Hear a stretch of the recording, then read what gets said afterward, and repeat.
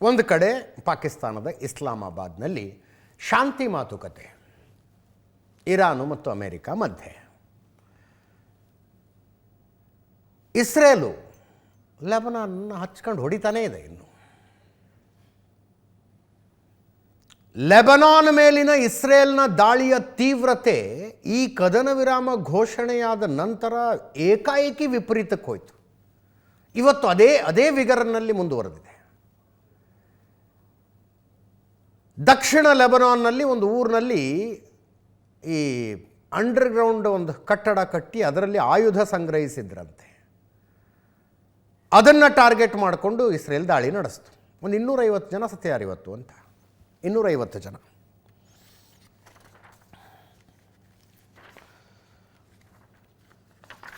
Hezbollah ಕಡೆಯಿಂದ Israel ಮೇಲೂ ದಾಳಿ ಆಯಿತು. ಇವತ್ತು ಇವರು ದಾಳಿ ಮಾಡಿದ್ರು, ಅವರು ದಾಳಿ ಮಾಡಿದ್ರು.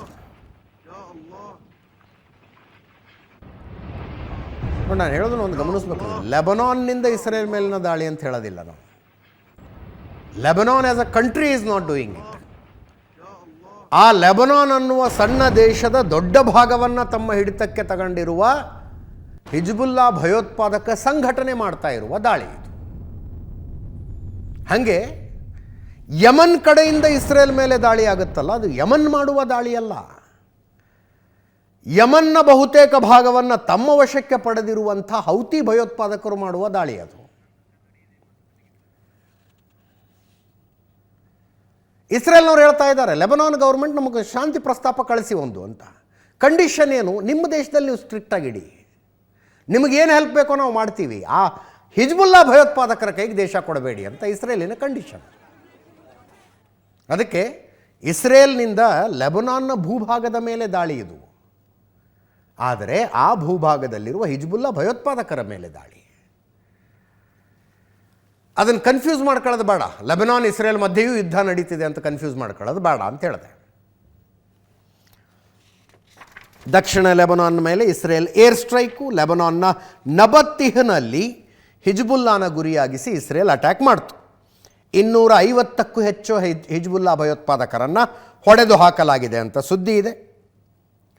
ಭೂಮಿಯ ಒಳಗೆ ಹಿಜ್ಬುಲ್ಲಾದವರು ಮಾಡಿಕೊಂಡಿದ್ದ ಒಂದು ಆರ್ಮರಿ, ಶಸ್ತ್ರಾಸ್ತ್ರ ಸಂಗ್ರಹಾಲಯ, ಅದನ್ನು ಧ್ವಂಸ ಮಾಡಿದ್ವಿ ಅಂತ ಇಸ್ರೇಲ್ ಹೇಳ್ಕಂತು.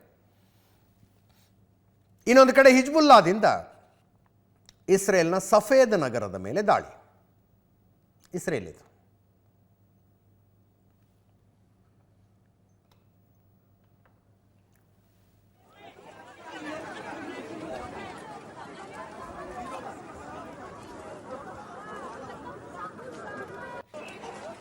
ನಹರಿಯಾದಲ್ಲಿರುವಂಥ ಕ್ರೀಡಾ ಕಟ್ಟಡ ಸಂಪೂರ್ಣವಾಗಿ ಧ್ವಂಸ ಆಗಿದೆ.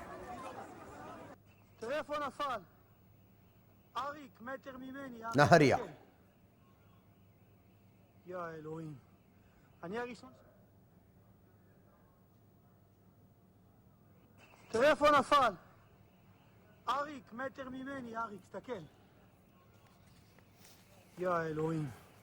אני הראשון שהגיע, אין פה אף אחד, אחי.